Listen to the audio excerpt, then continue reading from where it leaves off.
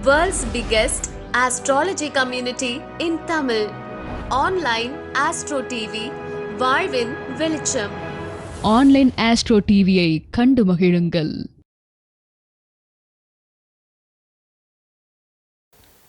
அடுத்ததாக காலையிலேயே வருகை தந்து ஒரு அற்புத நிறை உரை நிகழ்த்துவதற்காக காத்து கொண்டிருக்கக்கூடிய அன்புக்குரிய அண்ணன் புதுக்கோட்டையிலிருந்து வருகை தந்திருக்கக்கூடிய தனசேகரன் ஐயா அவர்கள் ராஜயோக திசை யாருக்கு அமையும் அப்படின்ற விஷயங்களை தனக்கான கருத்துக்களை முன்வைக்குமாறு அன்புடன் கேட்டுக்கொள்கிறோம். என் உயிரிலும் மேலான ஜோதிட ஆன்மீக பெருமக்கள் அனைவருக்கும் ராமநாதபுரத்திலிருந்து டாக்டர் ஆர் தனசேகரனின் அன்பான வணக்கங்கள். உலகெங்கும் இருந்து இந்த ஜோதிட விழாவை பார்த்து கொண்டிருக்கக்கூடிய தர்மசாஸ்தா ஜோதிட வித்தியாலயா நடத்தக்கூடிய 5 நாள் விழா, இந்த விழாவை பார்த்து கொண்டிருக்கக்கூடிய உலகெங்கும் இருக்கக்கூடிய அனைத்து நண்பர்களுக்கும், இந்த விழாவை நடத்தி கொண்டிருக்கக்கூடிய நிறுவனர் மணிகண்டராஜா அவர்களுக்கும், இந்த விழாவை வந்து சிறப்பித்து கொண்டிருக்கக்கூடிய பார்த்து கொண்டிருக்கக்கூடிய அனைவருக்கும் ராமேஸ்வரம் ராமநாத சுவாமி பர்வதவர்த்தினியினுடைய ஆசீர்வாதம் முழுமையாக கிடைக்கட்டும். உலகிலேயே முதலில் தோன்றிய சிவாலயம் திரு உத்தரகோசமங்கை மங்களநாதன் மங்களேஸ்வரியினுடைய ஆசீர்வாதமும் உங்களுக்கு கிடைக்கட்டும். அதனால தான் நான் இவ்வளோ நேரம் காத்திருந்தேன்னு நினைக்கிறேன். ரொம்ப மகிழ்ச்சியான விஷயமும் கூட. ஒரு விழாவை 5 நாள் தொடர்ந்து நடத்துவது என்பது மிக கடினமான விஷயம்.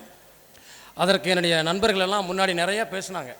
அதாவது இந்த விழா இப்படி நடத்துவதற்கு ஒரு புண்ணியம் வேணும், அதுக்கு ஒரு யோகம் வேணும், அதுக்கு காரணம் இருக்கணும் அப்படின்னு. இப்போது மணிகண்டராஜாவுடைய விழாவில் நான் முதலாக கலந்துருக்கேன். முதல் வீடியோவை வெளியிட்டது சகோதரர் முத்துப்பாண்டி. நான் முதல்ல அவருடைய யூடியூப்பில் தான் பேசினேன். அவர் சொல்லுவார், ரொம்ப சூப்பராக போகுதுங்கய்யா. அது முதல் வீடியோ அவர்கிட்ட தான். அதுக்கப்புறம் அப்படியே தொடர்ச்சியாக போயிட்டோம். அதுக்கப்புறம் டிவி சேனல்லாம் நிறையா செய்தியாளருக்கு பேட்டியெல்லாம் கொடுத்துட்டோம். அது நிறைய பெரிய சேனல்லாம் பேட்டியெல்லாம் வெளியாச்சு. அதெல்லாம் ரொம்ப சந்தோஷமான விஷயந்தான். இப்போது இந்த விழாவை நடத்துவதற்கு இப்போ எல்லாருமே நம்ம செய்யலாம். இப்போ நான் நடத்தணும்னு நினைக்கலாம், நீங்கள் நடத்தணும்னு நினைக்கலாம். அதற்கான யோகம் வேணும்னு சொல்லுவாங்க. இப்போ இவருடைய பேர் படி சொன்னாங்க இல்லையா, புதனும் குருவும் இணைந்திருக்கிறது, அதனால தான் இதை அவர் பண்ணுறாரு அப்படின்னாரு. அப்போ ஜோதிடத்துக்குரிய கிரகம் குரு தான். தர்ம கர்மாதி யோகம் இருக்கிறது, அதனால தான் இதை செய்கிறாரு அப்படின்னு நம்ம நண்பர்கள்லாம் சொன்னாங்க. இந்த தர்ம கர்மாவதி யோகம் இருந்தால் இதை செய்ய முடியும், அதில் மறுப்பு இல்லை. நீங்கள் ஒரே ஒரு விஷயத்துக்கு ஒரு எடுத்துக்காட்டு சொல்கிறேன். ஒரு காலகட்டத்தில் நம்ம பார்க்கக்கூடிய வரலாறுகளையெல்லாம் இது தாண்டி தான் நம்ம வந்துட்டுருக்கோம். எல்லா இடத்துலையும் தன்னிலை மறவாத 2 பேர் உண்டு. ஒன்று கர்ணன், இன்னொன்று கும்பகர்ணன். கர்ணன் வந்து உலகம் முழுவதுமே மக்கள்கிட்ட ஒரு பெரிய பேர், பெரிய தர்மவான், இல்லைன்னு சொல்லாதவர். நாம மட்டும் என்ன இழிச்சவாயனா அப்படின்னு நம்ம இடத்துலையும் ஒரு வெள்ளக்கூடிய ஏத்துறா, நம்ம தானே அவனுக்கு ராஜாங்கிற ஒரு பட்டத்தையே கொடுத்தோம் அப்படின்னு துரியோதனன் நானும் இனிமே தர்மம் செய்ய போகிறேன் அப்படின்னு ஒரு வெள்ளக்கூடிய ஏற்றினார். ஏன்னா இவருக்காகத்தான் அந்த எடுத்துக்காட்ட சொல்லிட்டு இருக்கேன். எல்லாரும் நடத்த முடியுமாங்கிறதுக்கு சொல்கிறேன் அதை. அப்போ துரியோதனன் தான் அவரை ஒரு முடிசூனா மன்னனா சுற்றி வச்சிருக்காரு, யாரு, கர்ணனை. ஆனால் அவனுக்கு மட்டும் இவ்வளோ பெரிய பேர். ஏன் நம்ம செய்வோமே, நம்மளும் தர்மான்னு பேர் வாங்குவோமேனு இவர் வெள்ளக்கூடிய ஏற்றிட்டார். சரி, இனி எல்லாரும் என்ன வேண்டுமானாலும் துரியோதன மகாராஜாட்ட வந்து கேட்கலாம், இல்லைன்னு சொல்லாமல் கொடுப்பார் அப்படின்ட்டாங்க. அப்போது ஒரே மழை, ஒரு பெரியவருக்கு நாளைக்கு பையனுக்கு கல்யாணம், சமைக்கிறதுக்கு விறகு கிடைக்கல. சரி, நம்ம துரியோதன மகாராஜா தான் பெரிய ஆளாச்சே, அவர்கிட்ட போய் விறகு கேட்போம், சமைக்கிறதுக்கு விறகு கொடுத்துருவார் அப்படின்ட்டு போய் துரியோதனன்ட்ட போய் கேட்டாங்க, என் பையனுக்கு நாளைக்கு கல்யாணம், அதுக்கு விறகு வேணும் மகாராஜான்னு. அவர் சொன்னார். உடனே எல்லாரையும் கூப்பிட்டு ஆர்டர் போடுறாரு, மந்திரியெல்லாம் கூப்பிட்டாரு, எங்கிருந்தால் விறகு கொண்டு வாங்க, அந்த பெரியவருக்கு நாளைக்கு கல்யாணத்துக்கு அனுப்பணும். எல்லா இடமும் போனாங்க, விறகு கிடைக்கல. ஏன்னா எல்லாமே நனைஞ்சு போச்சு. மகாராஜா கொடுக்க முடியல, எல்லா விறகும் நனைஞ்சு போச்சு, எங்களால் இப்போ செய்ய முடியல, இன்னொரு தரம் செய்வோம்னு சொல்லுங்கன்னு. அதையே திரியோதனன் வந்து சொன்னார், எங்களால் இப்போ செய்ய முடியல பெரியவரை, இன்னொரு தடவை உங்களுக்கு உதவி செய்கிறோம்னு. சரி விடுங்க, நான் கர்ண மகாராஜாட்ட போகிறேன் அப்படின்னு கர்ணன்ட்ட போனார். கர்ண மகாராஜா, நாளைக்கு என் பையனுக்கு திருமணம், விறகு கிடைக்கலையா சமைக்கிறதுக்கு, விறகு வேணும்னாரு. கர்ணன் சுற்றி பார்க்குறாரு, ஒரே மலை. அவர் மந்திரியும் கூப்பிடல, எந்திரியும் கூப்பிடல. டேய், நம்ம அரண்மனையில் இருக்கக்கூடிய உத்தரத்தில் உடைச்சு, அரண்மனையில் பாதியை உடைச்சு அவனுக்கு விறகு ஏற்றி விடுனார். இப்போ தர்மம், ரெண்டுமே தர்மம் தான். இதை செய்ய முடிந்ததா? அதுபோல் எல்லாருமே இந்த விஷயத்தை செய்ய முடியுமானா முடியாது. அதுக்கு தர்ம கர்மாதி யோகம்ங்கிறது வேணும். இந்த தர்ம கர்மாதி யோகம்ங்கிறதுக்குள்ள நீங்கள் ரொம்ப பேர் இந்த ஜோதிடம் படித்தவங்கலாம் பார்த்தீங்கன்னா அதிகபட்சம் மிதுன லக்கணம் மிதுன ராசியாக இருக்கும். நீங்கள் பார்த்துப்பீங்க, நிறைய பாருங்கள். எத்தனை பேருக்கு மிதுன ராசி? மிதுன ராசி மிதுன லக்கணம் ஜோதிடம் படித்தவங்களாம் இருப்பாங்க. ஏன்? அதுக்கு ஒரு முக்கியமான காரணம் இருக்குது. மிதுன லக்கணம் மிதுன ராசியில் பிறந்தவங்கெல்லாம் ஜோதிடர் ஆகிறதுக்கு என்ன காரணம்? மிதுன லக்கணத்தில் பிறந்திருக்கீங்களா?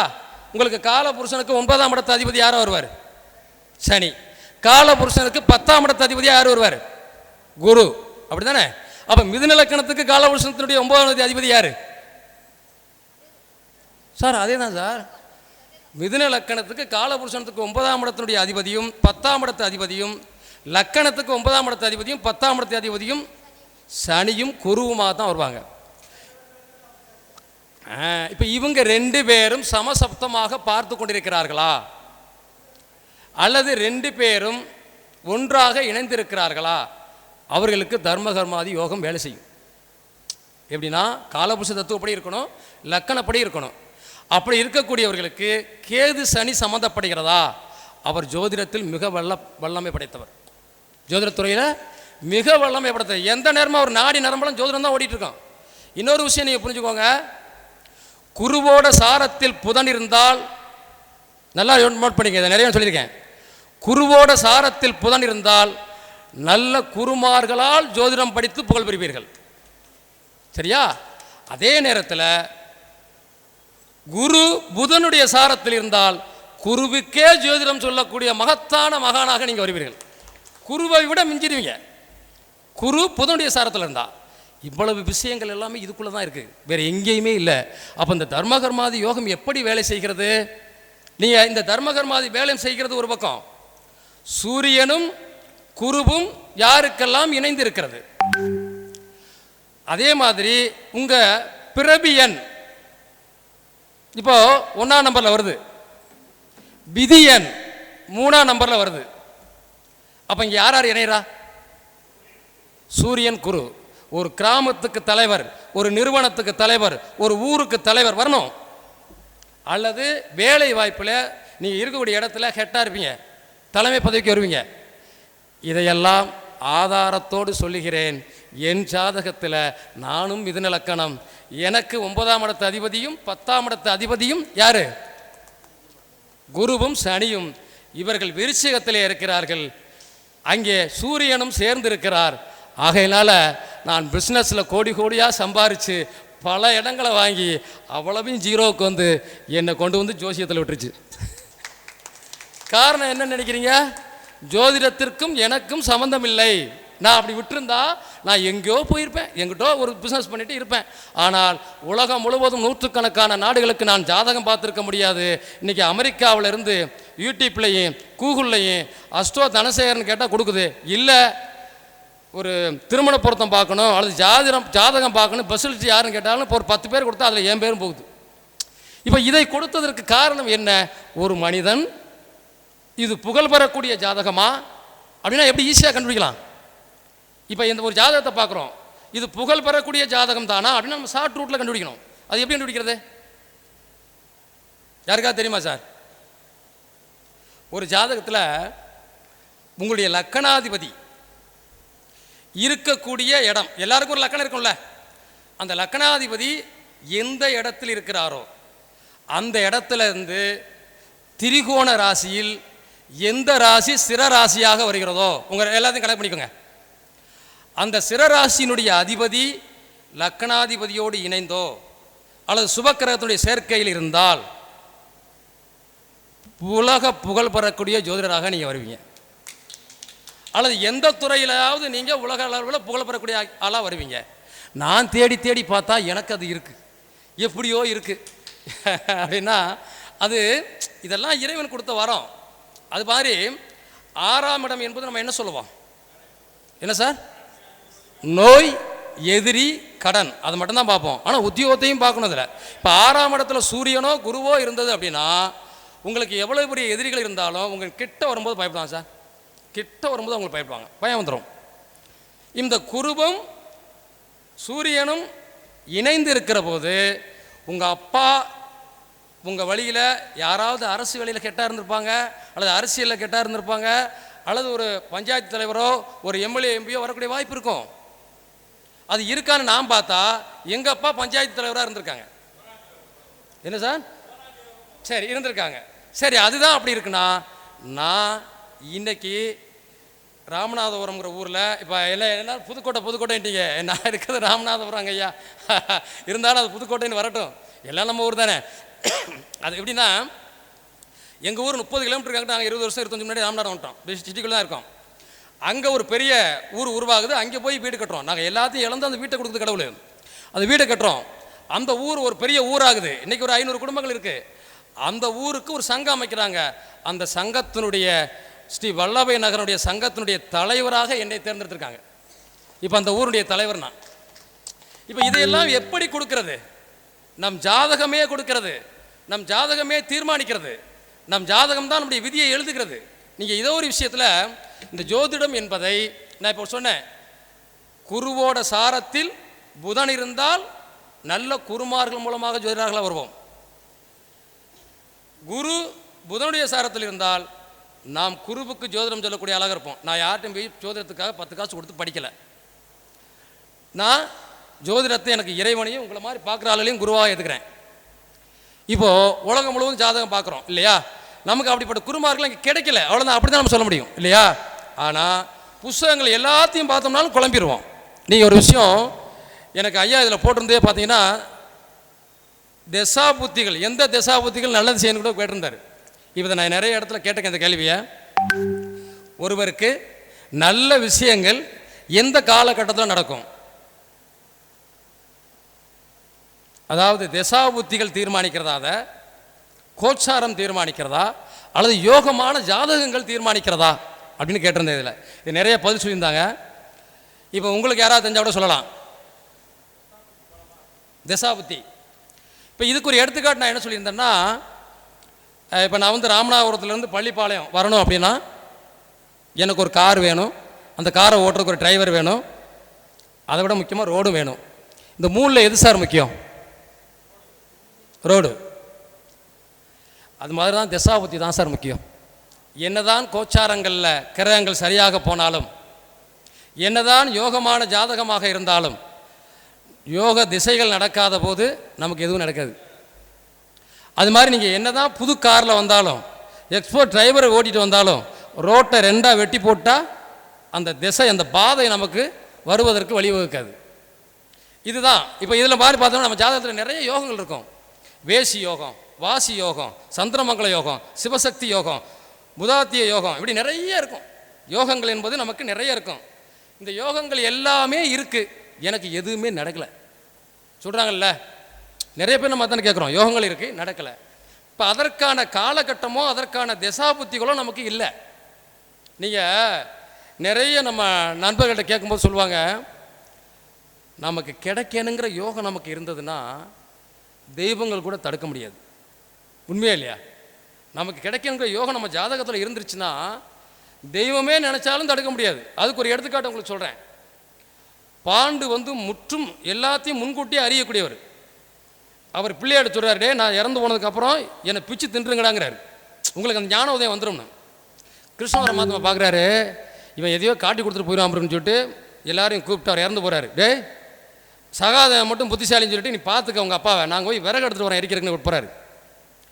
இது என்னமோ இருக்கேன்ட்டு ஒரு சகாதேவன் ஒரு சுண்டு வரல மட்டும் பிச்சு புள்ள போட்டு மொழிட்டார். அப்போ இவங்கெல்லாம் போய் விறகு பிறகு கொண்டு வராங்க, செமந்துட்டு வராங்க. கிருஷ்ண பரமாத்மா கொண்டு வர விறகு மட்டும் தலைக்கு மேலே பறக்குது, தலையில் வச்சு அவர் சமைக்கலை, கொண்டு வந்து போட்டாங்க. அப்போ தான் எல்லாரும் அப்பாடான்னு போகிறாங்க, இவர் அப்பாங்கிறாரு. யார்? கிருஷ்ணர்.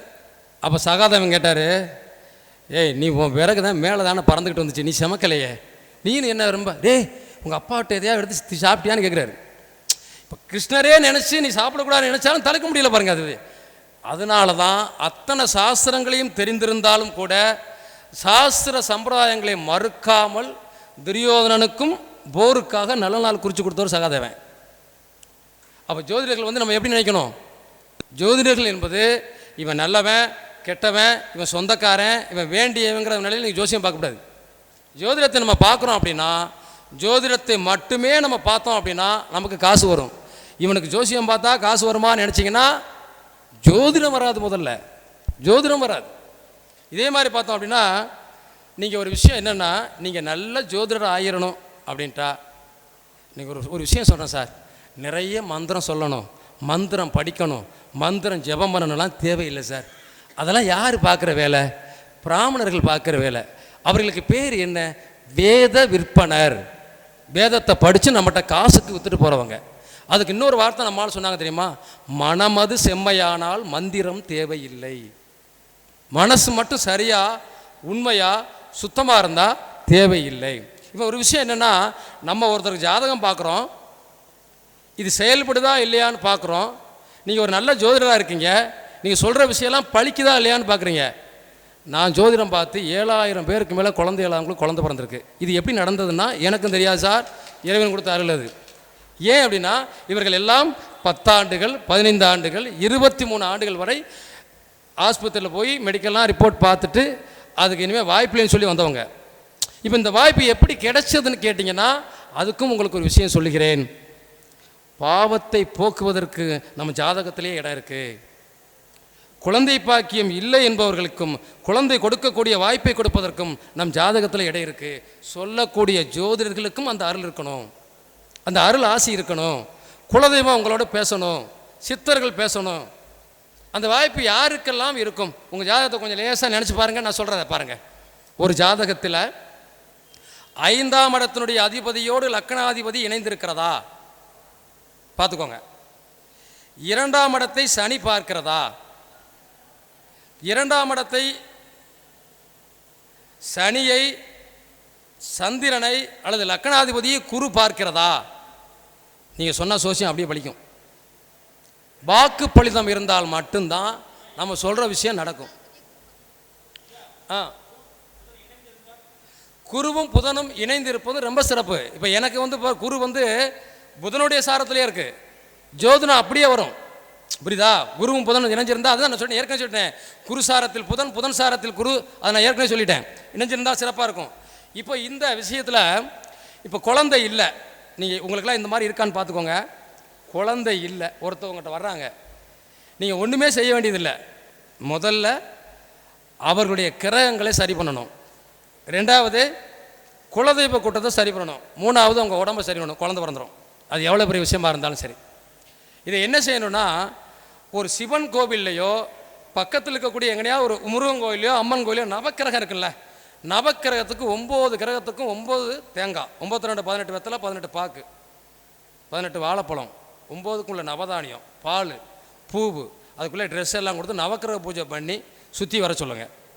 வந்துட்டு அங்கே இருக்கக்கூடிய மூலவரையும் கும்பிட்டுட்டு வீட்டுக்கு குலதெய்வம் கோயிலில் போய் பொங்கல் வச்சு சாமி கும்பிட்டு அங்கேருந்து எலும்புச்சம்பளம் விபூதி கொண்டு சாமி படத்துக்கு முன்னாடி வச்சு சுக்கிர ஓரையில் வெள்ளிக்கிழமை ஆரம்பிக்க சொல்லுங்கள். ஒரு தேங்காய் எடுத்துக்கோங்க, ஒரு தாம்பாள தட்டில் பச்சரிசி மஞ்சள் அச்சதரிசி மாதிரி வச்சு சுக்கிர ஓரையில் சாமி படத்துக்கு முன்னாடி வச்சு இந்த தேங்காயை குத்தலாக வச்சு சந்தன குங்குமம் பொட்டு வச்சு, யாருக்கு குழந்தை இல்லையோ அந்த தம்பதிகள் 48 நாள் விரதம் இருக்கணும்.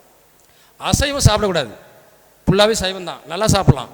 அதே நேரத்தில் இந்த 48 நாளும் நிறைய பழங்கள், நட்ஸ் ஐட்டம் நிறைய சாப்பிட்லாம். அதே மாதிரி அந்த 48 நாளைக்குள்ள தலை குளிச்சுருவாங்கள்ல அந்த பெண்கள், அந்த தலை குளித்தா 3வது நாள் 4வது நாள் 5வது நாள் 3 நாளைக்கும் கீவாநலி பொடி, நம்ம எல்லா இடத்துலையும் மஞ்சகாமாலி குடிப்பாங்க, அது வயிற்றில் கூடிய புண்ணை கர்ப்பப்பையில் கூடிய கட்டியில் கரைச்சிரும். அதை 3 நாளைக்கு மட்டும் வெறும் வயிற்றில் குடிக்கணும். அது பால்லையோ தண்ணிலையோ கலந்து எப்படிலாம் குடிக்கலாம். குடிச்சிட்டு இந்த 48 நாள் விரதமாக இருந்துட்டு நல்லா சாப்பிட்லாம். ஆண்கள் கத்தால செல்லு நம்ம என்ன தேவையோ ஆண்மைத்தன்மைக்குரிய தான் சாப்பிட்லாம்.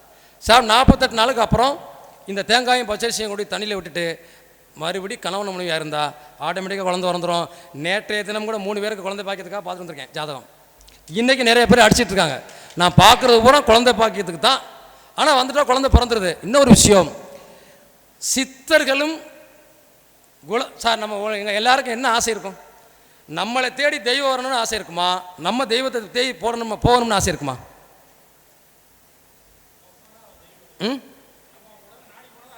நீங்கள் ஒன்றுமே செய்ய வேணாம் சார், அவன் பணக்காரனாக தானே இருக்கான், சாமி கும்பிட மாட்டேங்கிறான், கோயிலுக்கு போக மாட்டேங்கிறாங்க, நல்லா சம்பாதிக்கிறாங்களே, டாப் லெவலில் இருக்காங்களே, நீங்கள் விழுந்து பூவும் மாலையும் கொண்டு போட்டு விழுகிறீங்களே, என்ன வருது?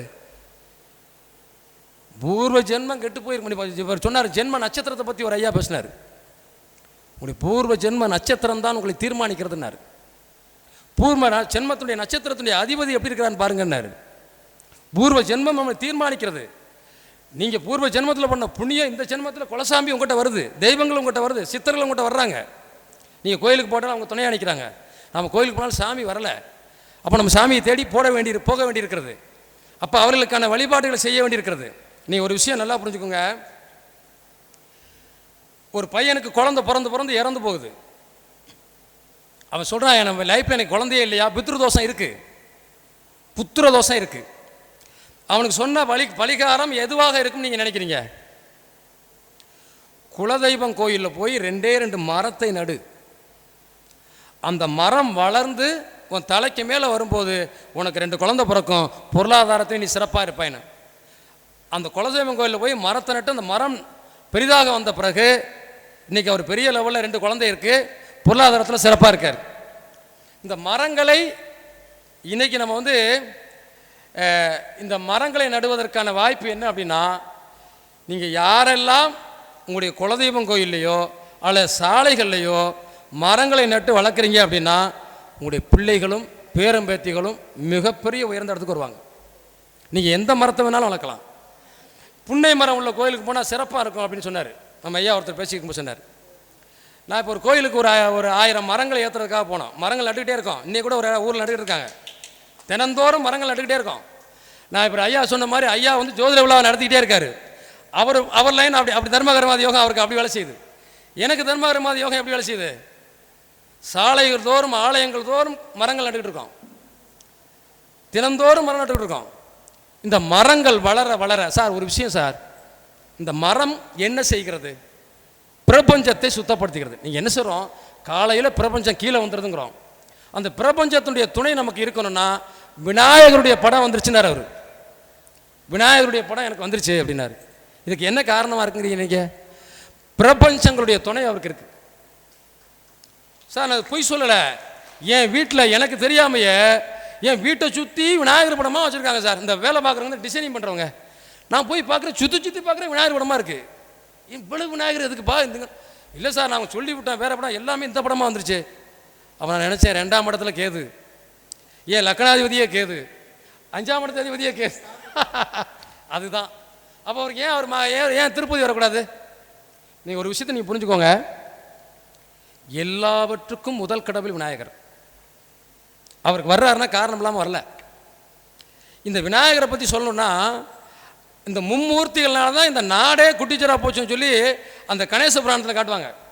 மும்மூர்த்திகளையும் அரக்க தவம் இருந்து இந்த உலகத்தில் தெய்வ சக்தியாலையும் மனித சக்தியாலையும் அழிக்க முடியாத வர வேணும் கேட்டுக்கிட்டு இருக்கான். சிவன் போகலை, பார்வதி தெய்வ நமக்காக அவன் தவம் பண்ணிகிட்டு இருக்கான், வாங்க போன்னு கேட்டால் இவர் போனால் கொடுத்து தான் ஆகணும்.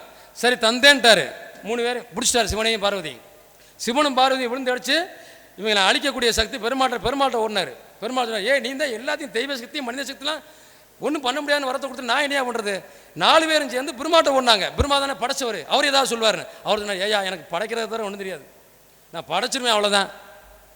அப்போது 3 பேரையும் உள்ளங்கையில் வச்சு இறுக்கி, நீ உங்களை அழிச்சுட்டா அந்த உலகத்தில் ஏழை பணக்காரன் எதுவுமே இருக்க மாட்டான், ஏற்றத்தாலும் இருக்காது, நீ தான் அந்த உலகத்தை போட்டு பண்ணுற, நீ பூரா அரக்க உலகமாக போகுதுன்னு இறுக்கி பிடிக்கிறான்.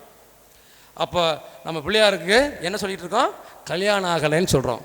அவர் கணேச உலகத்தில் சித்தி புத்திங்கிற 2 மனைவியோடு இருக்கார். கடைசி நேரத்தில் பார்வதி தேவிக்கு தோணுது, பார்வதி தேவி தான் உருவாக்குனதே அந்த விநாயகரை. பிரபஞ்ச சக்தி மண்ணால் தானே உருவாக்குனாங்க, அழுக்கால் தானே உருவாக்குனாங்க. அப்போ இந்த சக்தியை அழிக்கக்கூடிய தன்மை நம்ம கணேசனுக்கு தான் உண்டு. மகனே கணேசான்ற ஒரு அபயக்குரல் கொடுத்தாங்க. அந்த அபயக்குரல் கணேசருக்கு கேட்குது. சித்தி புத்தி இருங்க, எங்கள் அம்மாவுடைய ஏதோ ஒரு ஆபத்தான குரல் கேட்குது, நான் வரேன்னு வந்தார். வந்து கூப்பிட்டு அரக்கன்ட்ட சொல்கிறார். அப்போ அரக்கன் என்ன சொன்னான் தெரியுமா? இந்த உலகத்தில் 7-14 உலகத்திலையும் தெய்வ சக்தியாலையும் மனித சக்தியாலையும் அழிக்க முடியாத வரத்தை வாங்கியிருக்கேன், ஓடி போயிரு, கொண்டு வருவேங்கிறான். அப்போ தான் அவர் சொன்னார், நான் இயற்கைடா, இயற்கை, நான் வந்து மண்ணுக்கு முன்னாடியே இந்த பிரபஞ்சத்தில் கலந்துருக்கேன். என்ன எங்கள் அம்மா பார்வதியை எல்லாத்தையும் சேர்த்து உருட்டி ஒரு உருவமாக வச்சுருக்காங்க. என்ன அழிக்கிற சக்தி தெய்வ சக்திக்கும் கிடையாது, மனித சக்தியும் கிடையாது. நான் பிரபஞ்சம், மண்ணோடு காற்றாக இருக்கக்கூடியவன் சொல்கிறார். கேட்கல சார் அவன் அரக்கன், நம்பலை. பார்த்தாரு, நீ வழி இல்லை, உன்னை வதம் செய்ய என்னால் தவிர ஆள் இல்லை, போட்டு அடித்து மிதிச்சிட்டாரு. அப்போ எல்லா இடத்துலையும் எதற்காக முதல்ல கணேசரை கும்பிட்றோம்னு தெரியுதா உங்களுக்கு? சிவனையோ பெருமாளையோ பார், யாரையாவது கும்பிட்றோமா? இந்த உலகத்திலேயே முதல்ல சிவன் தான் சொல்கிறோம். ஆனாலும் கூட அந்த சிவனுடைய கோவிலில் கூட முதல்ல பிள்ளையாரை தான் கும்பிட்றோம். அப்போ அந்த பிரபஞ்ச சக்தி என்பது யாருக்கு கிடைக்கும்? கேதுவோட அனுக்கிரகம் உங்கள் ஜாதகத்தில் யாருக்கெல்லாம் இருக்கும்? இப்போ இவர் இதை பண்ணுறாருன்னா சும்மா இல்லை சார், இதுக்கு எடுத்துக்காட்டு தான் உங்களுக்கு சொல்ல வந்தேன். இப்போ இங்கே கொடுக்கக்கூடிய ஒரு கிஃப்டில் கூட அவருக்கு அந்த கேது தான், அந்த பிள்ளையார் தான் போகிறார். அந்த சக்தி யாருக்கு இருக்கிறதோ அவர்களால் மட்டும்தான் இதை செய்ய முடியும். அந்த சக்தி உங்களுக்கு இருக்கிறதா? உங்கள் ஜாதகத்தில் நீங்கள் செக் பண்ணி பாருங்கள். கேதுவோட சக்தி உங்களுக்கு இருக்கும்போது எதிரிகளால் உங்களை வெல்ல முடியாது சார், அடிக்க முடியாது. நீங்கள் ஒரு விஷயம் சொல்கிறேன் கேளுங்க. சென்னையில் இருக்கிற ஒரு நண்பர், இதெல்லாம் உங்களுக்கு நீ உங்கள் ஜாதகத்தை செக் பண்ணிக்கோங்க, அதுக்காக நான் சொல்ல வர்றேன். உங்களுக்கு இது பயன்படும், தேவைப்படும். அவர் சொல்வார், என்னுடைய குலதெய்வம் சார், அந்த குலதெய்வம் கட்டி நெருக்கி முடிக்க போகும்போது அந்த குலதெய்வத்துக்கு யாரெல்லாம் ஏற்பாடு பண்ணாங்களோ அவங்க 4 பேருமே இறந்து போயிட்டாங்க. எப்படி சார் அந்த கோயிலை போய் கட்டுவாங்க? மறுபடியும் அப்படியே கடந்து வச்சு. இப்போ நாங்கள் நிறைய பேரை கூட்டிகிட்டு போகிறோம், அவங்க கிட்ட போகும்போது பயந்துட்டு ஓடிடுறாங்க. இதை ஏதாவது பண்ண முடியுமா அப்படின்னாரு. சரி வாங்க, நான் என்னைய கூட்டிகிட்டு போகிறார். அந்த கோயிலுக்குள்ளே போகிறோம் சார். அந்த ஊர்லேருந்து 20-30 பேர் வந்தாங்க பின்னாடி. சோசியக்கார போய் போனால் செத்தா செத்துட்டு போகிறான்னு பின்னாடி விட்டுட்டாங்க சார். யாரும் வரல, நான் மட்டும்தான் போகிறேன் உள்ள.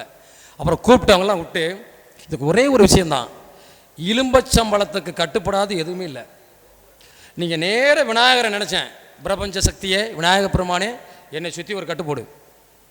என் குலதெய்வத்தை நினச்சேன், ஒரு கட்டு போட்டு உள்ளே போனேன்.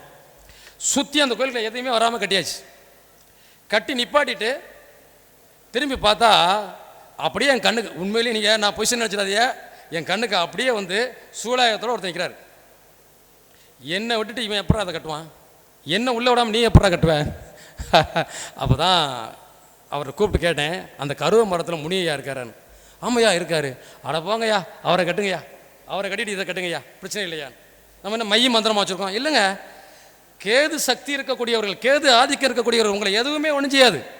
நீங்கள் எந்த இடத்துலையும் உள்ளே போயிட்டு வெளியே வரலாம், எந்த முனியும் உங்களை ஒன்றும் செய்யாது. இவர்கள் எல்லாம் அதற்கு கட்டுப்பட்டவர்கள், பிரபஞ்சத்துக்குள்ளே இருக்கக்கூடியவங்க. இது எதுக்கு சொல்கிறேன்னா, இன்றைக்கி நிறைய பேர் நம்ம வாசு சொல்கிறோம், வாசில் என்ன சொல்கிறோம் தெரியுமா? நிறையா முரண்பாடுகள் நிறைய சொல்கிறோம். ஒருத்தர் என்ன சொல்கிறாரு, தென்மேற்கு மூலையில் சாமி ரூம் இருக்கலாம், வடமேற்கு மூலையில் இருக்கலாம். இன்னொருத்தர் என்ன சொல்கிறாரு, இல்லை இல்லை வடமேற்கில் இருக்கலாம், தென் கிழக்கில் இருக்கலாம். இப்படி நிறைய முரண்பாடுகள் இருக்குது சார். நீங்கள் சாமி தானே சார், சாமிக்கு என்ன திசை இருக்குது? அந்த காலத்துலேருந்து நம்ம சொன்னது என்ன, வடமேற்குலையோ அது தென்கிழக்கில் வச்சுக்கோங்க, அது குபேரமலைன்னு சொல்லியிருக்காங்க. தாராளமாக கும்பிடலாம், அதுக்கு இதுக்கும் சம்மந்தம் இல்லை. வீட்டை சரியாக கட்டிக்க பாருங்கள், அவ்வளோதான். வாசலை ஒழுங்காக வைங்க, தெருக்கூத்து இல்லாமல் வச்சுக்கோங்க. இதுக்கு மக்களை குழப்ப வேண்டாம். நம்மளை திட்டுறாங்க எல்லாருமே, என்னையா யார் வச்சுதான் கேட்குறது, ஒன்று சொல்கிறீங்களே அப்படின்னு. நான் இதில் ஒரு விஷயம் என்னென்னா, நம்ம ஆதிநாராயணன் சாரா வந்தாராப்ல, அவர் வந்தார் இல்லையா, அவர் ஒரு ஒன்று போட்டிருந்தார். நான் அவருக்கு ஃபோன் பண்ணி கேட்டு சிரித்தான் 2 பேரும். அவர் ஒரு விஷயத்த சொன்னார். என்ன சொன்னார் தெரியுமா? உங்களை யாராவது எதிரி பிரச்சனை பண்ணான்னா, அவர் இப்போ கூட கேட்டேன், அதை அவன் போட்டோ வாங்கி ஒரு பெருக்களுக்குரிய போட்டு அதை அப்படியே சுருத்தி கட்டி புளிய மரத்தில் கட்டுங்க அப்படின்னாரு. அது ரொம்ப டெண்டிங் ஆச்சு அவருக்கு. அப்போ அதை பார்த்துட்டு எனக்கு ஒரு நம்பர் போட்டிருந்தாரு, சார் பொய்யா சொல்லுங்கள் அப்போ தான் டெண்டிங் ஆகும்னே. நான் ஒரு 15 செகண்ட் ஒரு வீடியோ போட்டேன் சார். உண்மைதான் சார், பொய்க்கு ரொம்ப வேல்யூ அதிகம். நான் சொன்னேன், ஒரு எலுமிச்சம்பழத்தை எடுத்துக்கோங்க, கீழே ஒரு மஞ்சளை கட்டுங்க, அதில் எலுமிச்சம்பழத்தை கோருங்க, மேலே ஒரு பூண்டை கட்டுங்க, வாசலில் கட்டுங்க, லட்சமாக பணம் வரும்னு போட்டேன் சார். போட்டுட்டு வீட்டுக்கு போகிறதுக்கெல்லாம் 15 லட்ச ரூபா, 15 லட்சம் பேர் பார்த்துருந்தாங்க. எப்படி 15 லட்சம் பேர்? அந்த இதில் ஒரு கமாண்ட் வருது, சார் இப்படி பொய்யா போடுங்க, இந்த வீடியோ நல்லா ஓடும்னு சொல்கிறாங்க. இப்போ உண்மையை சொன்னால் ஓடாது. இப்போ நிலைமை அப்படி தானே இருக்குது. ஆனாலும் இது ஒரு விஷயம். இன்னொரு விஷயம், தெய்வங்களுக்கு குடம் குடமாக அபிஷேகம் பண்ணினா தான் நமக்கு தரும்னு நினைக்காதீங்க.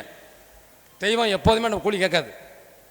ஒரு அம்மா வர்றாங்க, அவங்க வீட்டுக்காரர் இறந்து போயிட்டார்.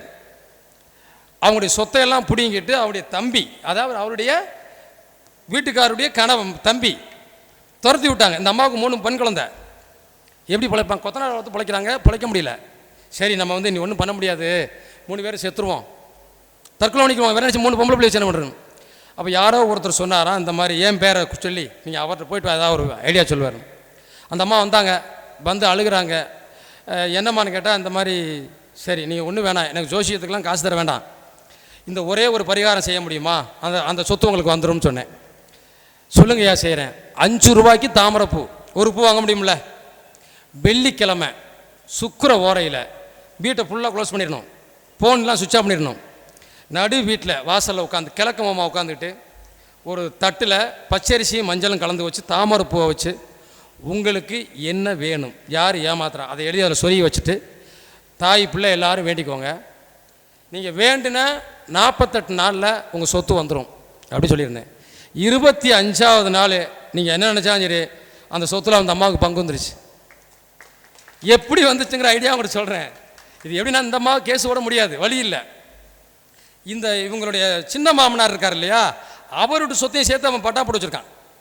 அவர் கேஸ் கொடுத்துருக்காரு, ஏன் பங்கு எனக்கு வேணும்னு. இந்த அம்மா இதை வழிபாடு பண்ணதுக்கப்புறம் அவர் திருப்பி இவங்க பேரையும் சேர்க்குறாரு. என்னையை மட்டும் இவன் ஏமாத்தலை, இவனோட கூட பிறந்த 3 பொம்பளை பிள்ளை இருக்கு, அவனையும் ஏமாற்றிட்டான். அப்போ கோர்ட் இந்த சொத்தில் அந்த பெண் குழந்தைகளுக்கும் பங்கு இருக்குன்னு எழுது. எப்படி சார் இது? ஈஸியாக இருக்குல்ல? இதுவெல்லாம் ரொம்ப சுலபமான பரிகாரத்தை என்னை விட்டு நான் இன்றைக்கி ஃபுல்லாகவே பேசிகிட்டு இருப்பேன். ஐயா பக்கத்தில் நிற்கிறாரு, டைமிங் ஆகிட்டு இருக்கு அப்படின்னு. இது இன்னொரு விஷயம் என்னென்னா, நம்ம புகழ் பெறணும், வாழ்க்கையில் வளர்ச்சி அடையணும், பொருளாதாரத்தில் வளர்ச்சி அடையணும், எல்லாத்துக்குமே நம்ம கிரக நினைவுகள் தான். இதில் எந்த மாற்றமே இல்லை. நீங்கள் வந்து இப்போ வந்து எனக்கு குலதெய்வத்தினுடைய அருள் வேணும், நிச்சயமாக எல்லாருக்கும் வேணும்ல. குலதெய்வம் என்கிட்ட பேசும். நான் பெருமைக்காக சொல்லலை. ஒரு தடவை இப்படி தான் இந்த எல்லோரும் பேசும்போது சித்தர்கள்ட்ட நான் பேசினேன், நீ பேசினேன், சித்தருடைய அருள்னு சொன்னாங்க இல்லையா. அப்போ நானும் நினச்சேன், என்னடா சித்தருங்கிறாங்க, குலதெய்வம்லாம் நம்மகிட்ட பேசியிருக்கேன், அப்போ சித்தருங்கிறவர் நமக்கு தரிசனம் தரலையே நினச்சிட்டு என்னைக்காவது சித்தரை நம்மளும் பார்க்கணும்னு நினச்சிட்டு இருந்தேன். தேனியிலேருந்து ஒரு நம்பர் வந்து எனக்கு இந்த கம்பெனிக்கு வாசு பார்க்கணும்னு கூப்பிட்டாரு. அன்றைக்கி வெள்ளிக்கிழமை எனக்கு வேறு ஒரு வேலை இருக்குது, அன்றைக்கி எனக்கு வர முடியாதுங்கய்யா, ப்ளீஸ் வேறு யாராவது வச்சு பார்த்துங்கன்னு சொன்னேன். நீங்கள் கண்டிப்பாக வர்றீங்க, எனக்கு இதை பண்ணி கொடுக்குறீங்கிறாரு. என்னால் முடியலை. எனக்கு ஒரு 4 மணிக்கு மேலே எனக்கே என்னோட உள்ளுணர்வே சொல்லுது, என்னை அங்கே போக சொல்லுது, நீ தேனிக்கு போ அப்படின்னு. அப்புறம் அவருக்கு 4 மணிக்கு மேலே ஃபோன் அடிச்சு நான் வர்றேன்னு சொல்கிறேன். சந்தோஷம் ஏன்றார். நான் இங்கே போயிட்டேன். ஒரு சிம்பிளான விஷயத்தை நீங்கள் கேளுங்க, கண்டிப்பாக உங்களுக்கு நடக்கும், அந்த சித்தருடைய ஆசீர்வாதம் உங்களுக்கு கிடைக்கும். போயிட்டேன் சார். 12 மணிக்கு போய் ஒரு லாட்ஜில் தங்கியிருக்கேன். எப்படிங்க? தேனியில் லாட்ஜில். விடிய காலம் ஒரு 1:30 மணிக்கு மேலே, 4 மணிக்கு உள்ள அந்த கனவு நடந்தது. ஒரு பஸ் ஸ்டாண்டில் போய் நிற்கிறேன். ஒரு தாடி மீசையோட அழுக்கு சட்டையோட வந்து அவர் நிற்கிறார் பக்கத்தில். நான் அவரை கண்டுட்டு பைத்தியம் மாதிரி இருக்கார். நம்ம கொஞ்சம் ஒதுங்கி வர்றோம், ஒதுங்க என்னை துரத்திட்டே வர்றாரு, சிரிச்சுட்டே இருக்கார். அப்போ நீ வந்து மாயவத்தக்கார மாதிரி இருக்கேன், என்கிட்ட வராதுன்னு சொல்லி கல்லை அள்ளி அவர் மேலே போடுறேன். கல்லெல்லாம் பூவா மாறுது. பயந்துட்டு நான் பின்னாடி போயிட்டேன்.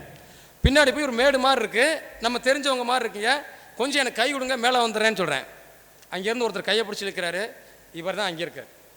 இழுத்து மேலே கொண்டு வர அவர் சம்மணம் போட்டு உட்காந்துருக்காரு. அப்போ தான் எனக்கு உணர்வு சொல்லுது, இவர் சித்தர்னு. சித்தர் ஒரு மானே என்னை ஆசீர்வதிங்கன்னு சொல்கிறேன். அவர் விழுகிறேன், என் மேலே கையை வைக்கிறாரு, பூவாக விழுது சார். அவர் எதுவுமே பேசலை, ஆசீர்வாதம் மட்டும் போயிட்டார். முடிஞ்சு கனவு. எனக்கு தூக்கம் வரல. சித்தரை பார்க்கணும்னு லாட்ஜிலேயே வந்து பார்க்கணும். சரி பார்த்துட்டோம். சரி, இந்த சித்தருக்கும் நம்மளை வாசு பார்க்க கூப்பிட்டவருக்கும் சம்மந்தம் இருக்குது, அப்படி தானே? காலையில் அவர்கிட்ட கேட்டணும். அவர் என்னை கூப்பிடணும் வர்றதுக்குலாம் நான் குளிச்சு ரெடியாக இருக்கேன். அவர் வந்து, ஐயா குளிச்சாச்சா? நான் ரெடியாக இருக்கேன் ஐயா. கீழே கார் வச்சு நிற்கிறார். சரி, வந்து இறங்கி 2 பேரும் போய் ஒரு இடத்துல போய் காப்பி சாப்பிட்றோம். அவர்கிட்ட இந்த விஷயத்தை கேட்குறேன். அப்போ அவர் சொல்லுவார், நீங்கள் வாரேன்னு சொன்னீங்க, நான் சித்தர்கிட்ட போய் சம்மணம் போட்டு உட்காந்தேன், என்ன பண்ணுறியே தெரியாது, அவர் எனக்கு வரணும்னு சொன்னேன், மேலேருந்து ஒரு பூ விழுந்துச்சு, ஆகா அப்போ வந்துடுவார்னு நினச்சிக்கோ, விபூதி அல்றேன், உங்கள்கிட்ட இருந்து ஃபோன் வந்துச்சு, நான் வர்றேன்னு. எவ்வளோ கனெக்ட் இருக்குது பார்த்தீங்களா? பிரபஞ்சத்துக்கும் நமக்கு இருக்கக்கூடிய கனெக்டிங்கிறது சாதாரண விஷயம் இல்லை சார். ஆனால் ஜோதிடத்தில் ஆன்மீகத்தில் ஜெயிக்கணும் அப்படின்னு நினச்சா, சொகுசான வாழ்க்கை வாழணும்னு நினச்சோம்னா தோற்று போயிடுவோம். அதே மாதிரி பணம் தான் வாழ்க்கைன்னு நினச்சா தோற்று போயிடுவோம். 5 நாள் மாநாடு நடத்துகிறாரு, யார்ட்டையும் பணம் வேணாமல் நான் சும்மா நடத்துங்கிறாரு பார்த்தீங்களா? அப்போ அவர் கொஞ்சம் கொஞ்சமாக சேர்த்த பணத்தை எல்லாம் அதனால தான் புகழ் உச்சிக்கு போகிறோம். நம்ம வந்து ஒரு போகிறோம். அதுதான் இப்போ நீங்கள் என்னடா இவன் பிஸ்னஸில் கோடி கோடியாக இழந்துட்டான்னு சொல்கிறேன், ஊர் ஊராக மரம் நடுறாங்கிறாங்க. எங்கள் ஊரில் ஊர் ஊராக மரம் நடுறான். ஏன் ஊர் ஊராக போட்டு மரம் கட்டு நடணும், இவ்வளவு காசு செலவழிக்க? நான் நினைப்பேன் சார், இப்படி ஒரு கருத்தரங்க நடத்துகிற காசை வச்சு இன்னும் ஒரு 500 மரத்தை நடத்தலாம் சார். அப்படி தான் நினச்சிட்டு இருக்கேன் நான். நிறைய நண்பர்கள் என்னை கேட்ட கேள்வி என்னென்னா, ராமநாதபுரத்துலையோ ராமேஸ்வரத்துலையோ ஒரு ஜோதிட மாநாடு போடுங்க, ஒரு கருத்தரங்க. எனக்கு ஆசை ரொம்ப நினைப்பேன், அந்த கோயில் பூரா மரம் நட்டா நல்லா இருக்குமே. இன்னும் இப்படி போயிட்டு இருக்கும்போது சார், எந்த கோவில்கள் மரங்கள் இல்லையோ அதை பார்த்துட்டே போவேன், திரும்ப அங்கே கொண்டு மரம் வச்சுருவோம். நான் வள்ளி ஜோதிடம் ஆன்மீக அறக்கட்டளையும் ஆரம்பித்து யார்கிட்டையும் இன்றைக்கி வரைக்கும் 10 காசு வாங்கலை.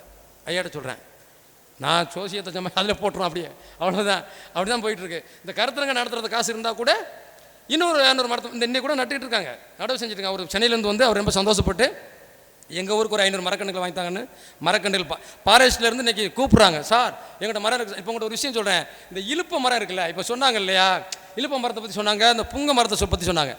ஒரு மரம் ஏற்றுறதுக்கு போயிருக்கேன், அங்கே இலுப்ப மரத்தையும் புங்க மரத்தையும் அவ்வளவு இருக்குது சார் அந்த கோயிலில்.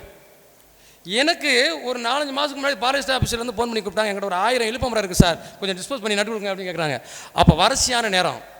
என்னை பொறுத்த மட்டும் மரம் 100 வச்சாலும் 500 வச்சாலும் வளர்க்கணும், சாக விட்டுறக்கூடாது. பேருக்கு நான் 1,00,000 மரம் வச்சேன்னு வச்சுட்டு போக மாட்டேன். வைக்கிற மரத்தை வளர்த்து 3 வருஷம். இப்போலாம் பெரிய மரங்கள்லாம் இருக்குது, அதை பார்க்கும்போது சந்தோஷமாக இருக்குல்ல. நீங்கள் மரத்தை வைங்க, உங்களால் முடிஞ்சால் வைங்க, இல்லாட்டா எங்களோட ஹெல்ப் பண்ணுங்கள், எங்களோட வாங்க. மரம் வளர வளர உங்கள் சந்ததிகள் வளரும் சார். நீங்கள் தப்பாக நினைக்காதீங்க, எந்த மரத்தை வேணாலும் வளங்க. ஆனால் இப்போவும் நான் ஜோதிடர்கள்ட்ட ஒரு ரொம்ப அன்பான வேண்டுகள், இந்த மரத்தை வைக்காதே, இந்த மரத்தை வைக்காதேன்னு சொல்லாதீங்க. மரம் பிரபஞ்சம் சார். அந்த மரம் தான் இந்த காற்று மாசுக்களை தடுக்கிறது. இன்றைக்கி பார்த்தீங்கன்னா இந்தியாவிலேயே 7வது இடத்துல தமிழ்நாடு இருக்குது. தமிழ்நாட்டிலேயே மாசு கட்டுப்பாட்டில் முதல் இடத்துல எங்கள் ராமநாதபுரம் மாவட்டம் இருக்குன்னா நாங்கள் நடக்கூடிய மரங்கள் தான். நீங்கள் மரம் நட்டால், என்கிட்ட ஒரு நண்பர் சொன்னார் சார், உண்மையை சொன்னவங்கிட்ட, சார் மரத்தை நட்டுருங்க, மரத்தை நட்டு தான் விவேக் செத்து போயிட்டார் சார். இப்படி சொன்னால் எப்படி தான் மரம் நடுவாங்க? நான் அவர்கிட்ட திருப்பி ஒரு பதில் சொன்னேன். எங்கள் மாவட்டத்தில் ஒரு ட்ரஸ்ட்டு வச்சு மரம் நட்டுக்கிட்டு இருக்காங்க. ஒரு காலேஜ் 5 காலேஜ் ஆயிடுச்சு, பெருகிட்டே இருக்காங்க, மரம் நடுறாங்க. ஆனால் அவங்க வாழ்க்கையும் அவங்க சந்ததிகளும் பொருளாதாரத்தை பெருகிட்டே இருக்காங்க. மரம் நடக்கூடிய சந்ததிகள் பெருகும். உங்கள்கிட்ட வேண்டிக்கிறேன், உங்களால் முடிஞ்ச அளவுக்கு உங்கள் குலதெய்வத்தில் வைங்க, உங்களுடைய சாலைகளில் வைங்க. பிரபஞ்சத்தை சுத்தப்படுத்துது. ஏன் இவ்வளோ நீங்கள் பார்த்தீங்கன்னா எங்கள் மாவட்டம் வறட்சியான மாவட்டம் சார். நீங்கள் தேர்ந்தெடுத்து பார்த்தீங்கன்னா தெரியும், இருக்கிறதுலே வறட்சியான மாவட்டம் சொல்லுவாங்க. ராமநாடு மாவட்டம் போனால் தண்ணி கிடைக்காதுன்னு. ஆனால் எங்கிட்டலாம் குளுமையாக இருக்குது, பச்சையாக இருக்குது. ஆனால் எங்கள் மாவட்டம் பசுமையாக இருக்கிறது. எங்கள் மாவட்டம் இந்த தமிழ்நாட்டிலேயே முதல் இடத்துல இருக்குன்னா அப்போ நாங்கள் மரம் நடுறோம். பிரபஞ்சம் சுத்தப்படுத்தலை. மரம் நடுங்க, உங்களுக்கு எவ்வளோ பெரிய தோஷம் கிடந்தாலும் குறைஞ்சிரும். இன்னும் நிறைய விஷயங்களை அடுத்தடுத்து பேசலாம், நிறைய பேச இருக்காங்க. நான் பேசிகிட்டே இருப்போம். ரொம்ப நன்றி. இந்த விழாவை சிறப்பாக நடத்தி கொண்டிருக்கக்கூடிய பாராட்டுக்குரிய சகோதரர் தர்மசாஸ்தா ஜோதிட வித்தியாலயத்தினுடைய நிறுவனர் டாக்டர் மணிகண்ட ராஜா அவர்களுடைய குடும்பமும், இங்கே இருக்கக்கூடிய இதை நடத்தி கொண்டிருக்கக்கூடிய உறுதுணையாக இருக்கக்கூடிய அவங்களுடைய நிர்வாகத்தில் இருக்கக்கூடிய அத்தனை குழுக்களுக்கும் எனது மனமார்ந்த வாழ்த்துக்களும் நன்றிகளும். இன்னும் நிறைய அவர் சாதனை செய்யணும். இவருக்கு இந்த பிரபஞ்சங்களும் இந்த தெய்வங்களும் கண்டிப்பாக ஆசீர்வதிக்க வேண்டும் என்று கேட்டுக்கொண்டு எல்லாம் உள்ள இறைவனை வேண்டி விடைபெறுகிறேன். நன்றி. வாழ்க வளமுடன். வாழ்த்துக்கள்.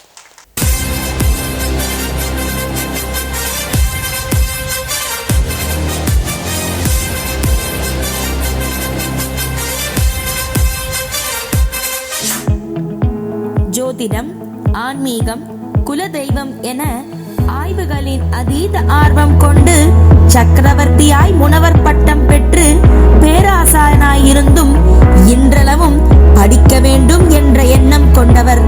ஜோதிடத்துறையில் ஏராளம் சூட்சுமங்கள் கற்றதோ கையளவு, கல்லாதது கடலளவு என்று கூறும் ஜோதிட பிரகஸ்பதியே. குழந்தை பாக்கியம் பற்றி ஆய்வில் பல 1000 ஜாதகங்கள் புரட்டி போட்ட ஜாம்பவான் எனலாம். குழந்தை தாமதம் கொண்ட தம்பதிகளுக்கு நீங்கள் ஓர் அரிய பொக்கிஷம், வழிகாட்டும் குலதெய்வம். பெற்றோரின் தவ வாழ்க்கைக்கு கிடைத்த வரம் குழந்தை, அந்த பெற்றோர்க்கு வரமாய் கிடைத்தீர்கள் நீங்கள். பலரது வாழ்வில் விலை மதிக்க முடியாத குழந்தை பாக்கியம் பெற வழிபாடுகள், பரிகாரங்கள், ஆன்மீக வழிமுறைகளை கொடுத்து வம்சம் தலைக்க வழிவகுத்தீர்கள், துன்பம் தொடுத்தீர்கள். 5 என குலதெய்வ அருளும் 9ஆம் பாவம் எனும் பாக்கியமும் கொண்ட புண்ணியனே, அனைவரும் கொண்டாடும்